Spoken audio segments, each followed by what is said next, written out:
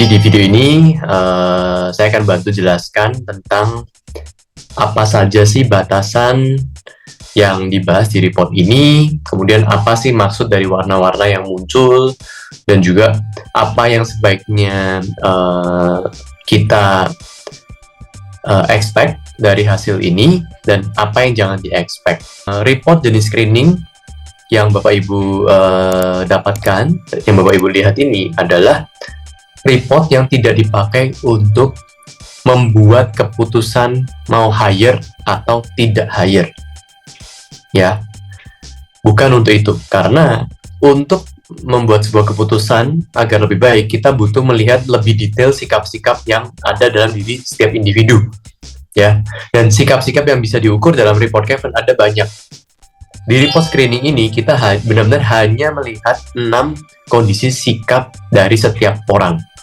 Ya, jadi sekali lagi report ini tidak untuk menyimpulkan, juga tidak untuk jadi dasar dalam pembuatan keputusan. Namun report jenis screening ini digunakan untuk membantu kita menentukan siapa kandidat yang oke untuk maju ke tahap interview di antara segitu banyak kandidat. Itu kalau Bapak Ibu pakai report ini untuk melakukan screening. Tapi ada juga yang menggunakan report ini untuk cek existing team atau tim-tim yang saat ini sudah berada dalam perusahaan. Tujuannya apa? Kalau memang untuk ngecek individu yang sudah ada dalam perusahaan, tujuannya adalah untuk kita memahami dulu nih, berdasarkan 6 sikap yang ada, tim ini bagaimana. Ya, apapun itu, mau buat cek kandidat, siapa yang akan lebih pas untuk kita lanjutkan ke tahap interview, ataupun untuk cek existing team, poinnya adalah report ini tidak untuk menyimpulkan, tidak untuk membuat keputusan. Ya, sekali lagi, tidak untuk dijadikan dasar pembuatan keputusan karena ini terlalu brief. Namun ini dapat dipakai untuk keperluan screening. Ya, itu yang Bapak Ibu perlu tahu. Dan sebelum kita bicara tentang report, ada satu mindset yang Bapak Ibu perlu pahami terlebih dahulu tentang apa sih yang menjadi batasan dari report Kevlin ini. Ya, kita tidak akan lari dari 3 diagram ini, Bapak Ibu. Jadi ketika kita mau meng-hire seseorang, atau ketika kita ingin melihat apakah seseorang sudah fit atau enggak untuk posisi tertentu, ada 3 hal ini yang perlu diperhatikan. Dari si pengalaman, technical skill, dan juga soft skill. Experience atau pengalaman bisa dicek dari CV, technical skill bisa dilihat dari apa? Tergantung dari jenis usahanya. Kita mau hire orang ini untuk posisi apa? Kita butuh graphic design, ya technical skill-nya dia perlu bisa menguasai software design, dia perlu ada taste design. Kalau mau hire accounting, dia paling nggak perlu ngerti tentang laporan keuangan, dasarnya penjurnalan, mengoperasikan software keuangan, dan lain-lain. Ya, itu bisa dilihat juga dari CV ataupun dari kita interview. Namun ada hal ketiga yang kita juga nggak boleh lupa, yaitu soft skill. Soft skill di sini kita bicara tentang apa? Tentang sikap, perilaku, kebiasaan, motivasi, dan lain-lain. Nah, fokus dari analisa Kevlin adalah di bagian soft skill saja, Bapak Ibu. Ya, kita harus clear. Kita tidak melihat, oh orangnya pengalaman apa, sejago apa. Tidak. Benar-benar yang kita lihat adalah bagian soft skill-nya. Ya, jadi ada kemungkinan orang punya pengalaman oke, keterampilan teknis oke, tapi soft skill nggak sesuai. Bisa terjadi. Ada juga orang yang soft skill-nya oke, ya, tapi pengalaman dan keterampilan teknis kurang sesuai dengan pekerjaannya. Jadi ya nggak match juga, ya. Namun karena experience dan technical skill relatif lebih bisa diobservasi, lebih bisa kelihatan, soft skill relatif lebih sulit, karena walaupun kita sudah kenal dengan orang tertentu saja, belum tentu kita benar-benar ngerti soft skill-nya dia bagaimana. Nah, tools-nya Kevlin membantu untuk bisa memahami soft skill dari orang tersebut, sikapnya bagaimana, kompetensinya bagaimana, perilakunya bagaimana, dan kebiasaannya bagaimana. Ya, itu adalah batasan dari pembahasan report-report Kevlin. Report screening isinya hanya akan ada 6 jenis sikap dan 1 motivasi. Dalam penggunaan lebih jauh, sebenarnya report ini bisa di custom. Artinya apa? Bapak Ibu bisa tentukan sendiri apa 6 sikap yang penting, apapun posisinya ketika mau masuk di perusahaan kita, apa sih 6 sikap yang penting. Ya, nanti bisa di custom. Namun di sini kita nggak membahas itu. Ya, untuk report yang Bapak Ibu dapatkan, ada 6 sikap, yaitu tentang menuntaskan pekerjaan, orientasi target, komunikasi, bekerja sama, pengembangan diri, dan ketaatan aturan. Dan yang terakhir, ada bagian yang membahas tentang motivasi kerja. Nanti kita akan breakdown satu persatu ya. Nah, di sini semua akan ada warnanya di setiap sikap ini. Di mana warna yang muncul di setiap reportnya setiap orang tergantung dari orang tersebut ya. Ada yang seperti ini, banyak warnanya, ada yang kebanyakan warna di tengah, dan lain-lain. Nah, di sini kita akan guide artinya apa, ya. Nah, prinsipnya adalah semakin ke kanan, artinya sikap tersebut, ya, spesifik sikap tersebut semakin kuat. Semakin ke kiri, semakin lemah sikap tersebut, ya. Di sini juga akan terlihat, setelah saya zoom, setiap warna ini juga sebenarnya ada artinya. Kalau merah artinya kurang, sikap tersebut. Kalau orange artinya agak kurang, hijau itu cukup, biru itu baik, biru tua itu baik sekali. Ya. Nah, nanti di beberapa case mungkin yang Bapak Ibu temukan akan juga ada banyak yang mungkin malah berwarna hijau. Banyak yang warna hijau seperti ini. Artinya apa? Ya, nanti kita akan bahas satu persatu. Nah, lalu dari setiap warna, dari merah ke orange itu ada titik batasnya. Kalau Bapak Ibu lihat ada garis putus-putusnya nih. Itu semua garis penanda batas dari kadar sebelum dan sesudahnya.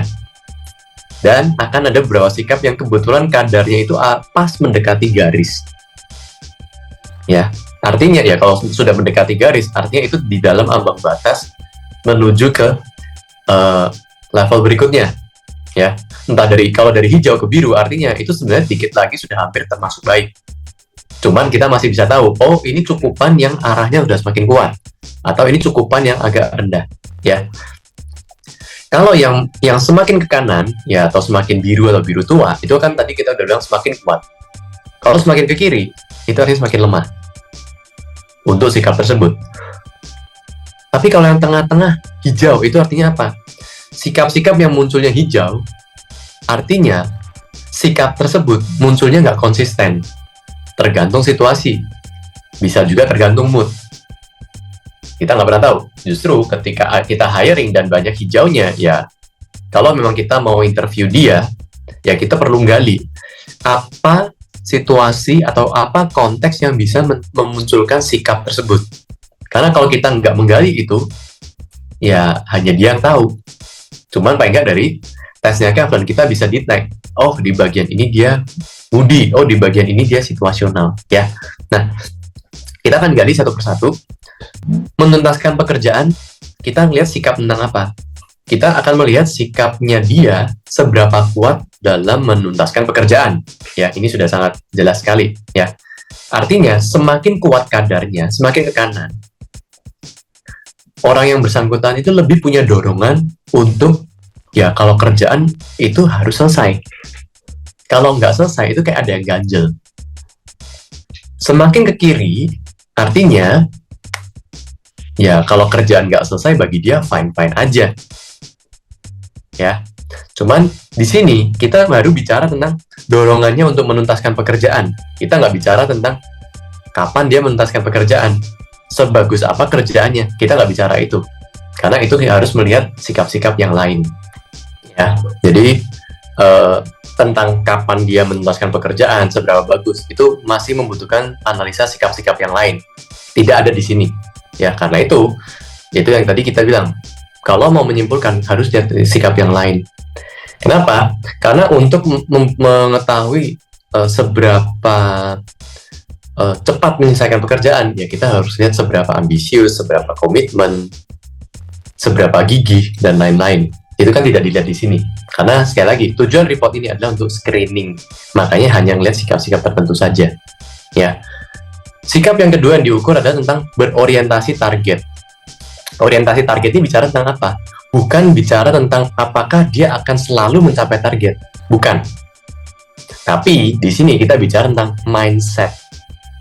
Orang yang orientasi targetnya tinggi, pada dasarnya, setiap kali dia melakukan sesuatu atau akan mengucapkan sesuatu atau apapun, ya dalam berpikir atau memikirkan sesuatu, itu ada sebuah goal yang menjadi orientasinya dia. Di pikiran dia, kalau semakin tinggi orientasi targetnya, ketika melakukan sesuatu, itu sudah ada satu tujuannya, ini mau kemana. Itu yang jadi dasarnya dia untuk bergerak. Kalau semakin rendah orientasi targetnya, artinya ya dia melakukan sesuatu ya hanya jalanin aja. Goal is just a goal. Goal is just an information. Ya. Jadi kalau misalnya tinggi, paling nggak kalau dia dikasih tahu goal, paling nggak dia akan mikir. Tapi kalau orientasi targetnya rendah, dikasih tahu goalnya apa ya, dia cuma akan ya oke, itu hanya informasi. Ya. Tapi kalau tengah-tengah, hijau, artinya apa? Ya, kapan dia akan memikirkan target itu semua tergantung moodnya dia. Ya, kalau misalnya hijaunya sudah mendekati ke biru, ya, tadi kita bilang ya, itu artinya sudah semakin kuat. Lebih sering muncul. Tapi kalau hijaunya mengarah ke kiri, ya itu sebenarnya mengarah ke agak kurang. Ya. Tadi di menuntaskan pekerjaan, saya belum sebutkan, kalau misalnya terjadi warna hijau gimana? Ya, sama. Dia nggak konsisten untuk mau menuntaskan pekerjaan. Kadang ada situasi yang bikin dia mau menyelesaikan kerjaan, ada situasi yang membuat dia kadang kayak nggak selesai pun nggak apa-apa. Itu kalau munculnya hijau. Ya, jadi kita pengen bisa tahu dulu batasannya. Ya. Sikap yang ketiga bicara tentang komunikasi. Komunikasi di sini bicara tentang apa? Kemampuan menyampaikan maksud dan tujuan melalui bahasa lisan. Atau kita dalam hal ini bicara tentang apa? Dorongan dia dalam tata bahasa verbal. Dalam tata bahasa verbal. Artinya apa? Semakin tinggi kadarnya, tata bahasanya semakin oke. Semakin rendah, tata bahasanya cenderung agak sulit dimengerti. Tapi jangan salah, berkomunikasi tidak sama dengan presentasi, tidak sama dengan negosiasi, tidak sama dengan penjelasan product knowledge. Komunikasi di sini benar-benar hanya melihat tentang dorongan dia dalam tata bahasa sehari-hari, tata bahasa verbal. Jadi, ini seringkali orang menanyakan, "Loh, komunikasinya tinggi, tapi enggak kayaknya kalau diajak ngomong kadang belepotan." Ya, kadang kalau orang yang komunikasi tinggi, tapi analitisnya nggak jalan, skill negosiasi nggak jalan, pemahaman product knowledge-nya nggak jalan, ya dia kalau diajak diskusi yang teknikal nggak akan mendukung, nggak akan cocok juga gitu loh. Tapi kalau misalnya komunikasinya tinggi dan analytical thinking-nya rendah, apa-apa yang rendah, ya untuk ngobrol-ngobrol yang non-teknis dan yang nggak terlalu deep, itu oke. Kalau hijau, sekali lagi, semua moody ya. Jadi kadang ada situasi atau ada konteks yang bikin dia bisa ngobrol dengan tata bahasa yang oke. Kadang situasi yang sama, belum tentu akan oke juga, karena nggak konsisten. Kalau seperti yang di screenshot ini, merah, artinya bahkan lawan bicara tuh perlu effort untuk memahami maksudnya apa. Orang seperti ini yang di screen ini ya menyampaikan sesuatu agak butuh effort, ya agak butuh usaha. Nah, sikap yang keempat di sini bicara tentang bekerja sama. Dorongannya dia untuk bekerja sama dengan orang lain. Semakin tinggi dorongan itu ada, semakin kuat. Semakin rendah dorongan itu kecil. Kalau hijau situasional, ya. Masalahnya, apakah orang yang bekerja samanya tinggi sudah pasti mau bekerja sama? Belum tentu. Karena ada hal-hal lainnya lagi. Mau nggaknya kan lain cerita. Tapi, kalau orang yang bekerja samanya tinggi kadarnya, pada dasarnya ketika diperlukan untuk bekerja sama, resistannya hampir minim. Tapi kalau bekerja samanya rendah, kalau dia diminta untuk bekerja sama, tendensinya akan butuh effort atau nggak mudah. Ya, jadi itu batasnya kita harus tahu. Tapi bagaimana bikin dia bekerja sama? Ya itu harus lihat sikap yang lain. Ya, di sini benar-benar hanya melihat tentang aspek kerjasamanya. Lalu tentang pengembangan diri. Pengembangan diri bicara tentang apa? Growth mindset. Hijau, sudah tahu ya tadi.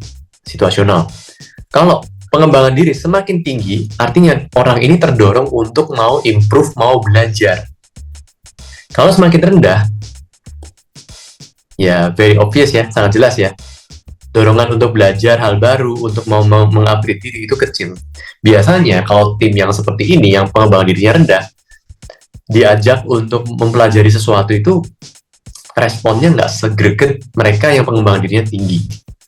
Nah, yang justru tengah-tengah, yang hijau ini yang kadang nggak kelihatan. Ada topik yang mungkin dibikin dia akan mau belajar, ada topik yang dia nggak tertarik, nggak konsisten. Cuman kalau hijaunya udah semakin ke kanan, ya lebih kelihatan, ya lebih konsisten. Terakhir kita bicara tentang sikap ketaatan pada aturan. Di sini kita bukan bicara tentang seberapa kuat dalam menegakkan aturan. Itu beda sikap. Di sini benar-benar hanya melihat tentang pada dasarnya orang ini terhadap aturan itu patuh atau tidak. Ya, semakin tinggi ya semakin patuh. Kalau sudah ada aturannya begini, ya udah, dia nggak akan terlalu mempertanyakan. Tapi kalau semakin rendah kadarnya, ada peraturan seperti ini, bisa jadi dia mempertanyakan, kok begini, kenapa ya? Kenapa nggak boleh itu? Dasarnya apa? Dan lain-lain. Ya, nah, sebagai gambaran konteksnya aja, kalau memang kita butuh orang yang memang udah nurut aja, jangan terlalu banyak tanya, ya carilah yang ketaatan aturannya tinggi. Tapi kalau kita butuh orang-orang yang mungkin membantu kita menyusun policy, memperbaiki kebijakan-kebijakan, orang yang ketaatan aturannya agak kurang atau bahkan cenderung kurang, itu biasanya bisa dilibatkan. Namun tetap, kita jangan lupa pertimbangkan sikap-sikap yang lain yang ada di report ini ataupun di report-report yang lain, ya. Bagi yang mungkin baru pertama kali tahu, ya ini sekedar refresh bahwa di Kaizen itu sifatnya single entry. Tes sekali, nanti kalau mau tahu report-report yang lain tinggal upgrade, tidak perlu tes ulang. Kecuali durasi tesnya sudah lama sekali. Karena orang bisa berubah. Kalau orangnya tes di bulan ini misalnya, lalu kita ingin tahu report lebih lengkapnya adalah 8 bulan kemudian. Dalam 8 bulan, orang bisa berubah. Ada orang yang dalam 8 bulan tidak berubah. Cuman apakah kita mau mengambil risiko ketika upgrade hasilnya adalah berdasarkan hasil orang ini 8 bulan yang lalu. Ya.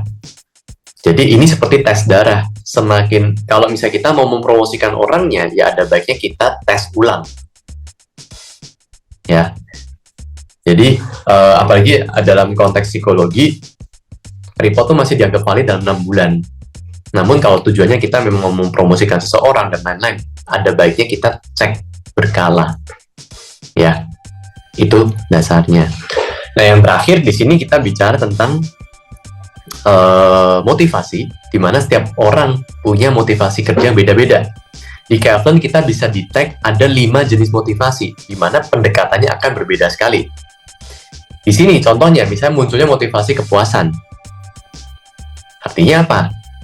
Kalau munculnya motivasi kepuasan, yang bersangkutan ini cenderung termotivasi dan mau berbuat lebih kalau dia merasa ter-challenge, dan kalau dia bisa overcome, dia bisa mengatasi challenge tersebut, dia bisa, oke, saya puas nih dengan hasil ini. Kalau memang munculnya seperti ini dan kita memang hire, ya pastikan dia ter-challenge. Karena kalau challenge-nya semakin nggak berasa, orang yang motivasinya kepuasan lama-lama bisa demotivasi juga. Akan, ya kalau kerjanya mulai membosankan ya. Orang-orang yang motivasi kepuasan, kalau dia tidak mendapat challenge, malah lama-lama akan nggak greget lagi gitu. Lalu ada motivasi yang lain juga, mungkin munculnya ada yang apresiasi, ada yang munculnya keuntungan manfaat, ada yang munculnya pengakuan, ada yang munculnya rasa sosial. Pendekatannya akan beragam. Namun di bagian motivasi yang bawah ini, itu spesifik bicara tentang apa? Bicara tentang kalau kita memotivasi orangnya, pendekatan apa yang sebaiknya kita pakai? Karena setiap orang membutuhkan motivasi, pendekatan yang berbeda-beda. Ya, nah, setidaknya ini untuk membantu Bapak Ibu untuk memahami bagaimana cara menginterpretasi report jenis screening ini. Ya, nanti kalau ingin tahu lebih jauh ataupun ingin tahu kira-kira ada pilihan upgrade ke report mana saja sih, atau ingin diskusi ada report apa saja sih yang ada di Kevlen, bisa langsung hubungi tim kami. WA-nya ada di website kita di www.kevlen.com, bisa hubungin kami di sana, ataupun bisa juga follow Instagram kami di @kevlen_. Ya, nanti Bapak Ibu bisa hubungin private message ataupun hubungi tim kami yang mungkin Bapak Ibu sudah pernah kontak-kontakan, silahkan ya, karena tim kami bisa memberikan penjelasan ada pilihan apa saja sih ketika kita mau upgrade report ya. Semoga penjelasan video ini membantu memudahkan Bapak Ibu mendapatkan gambaran, dan bila butuh informasi lebih lanjut jangan sungkan untuk menghubungi Kevlen.